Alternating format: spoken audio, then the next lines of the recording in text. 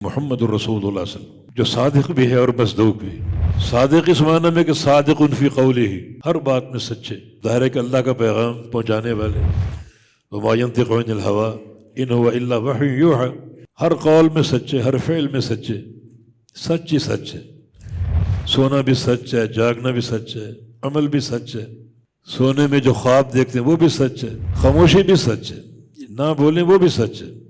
بعض اوقات کوئی کام آپ کے سامنے ہوتا ہے، آپ دیکھتے ہیں، منع نہیں کرتے، وہ خاموشی بھی سچ ہے، صدق ہی صدق ہے.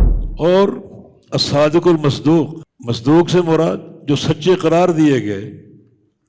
مصدوق من غیر ہی، جو لوگ ان پر ایمان لاتے ہیں وہ ان کو مصدوق مانتے ہیں، مصدوق قرار دیے گئے. صادق مانتے ہیں، مصدوق قرار دیے گئے. مانا سچے ایمان کی علامت یہ ہے کہ چونکہ آپ کی ہر بات سچی ہے تو ہر بات پر ایمان اور یقین کامل، کوئی شک نہ ہو، کوئی خلجان نہ ہو، کوئی نفس کی تنگی نہ ہو. ہر بات کو شر صدر سے قبول کرنا، یہ معنی ہے صادق ماننے کا. جب عقیدہ ہے کہ آپ سچے ہیں تو ان کی ہر بات سچی ہے. ہر بات مانو، پھر مصدوق بناؤ انہیں، ان کو صادق مان کر.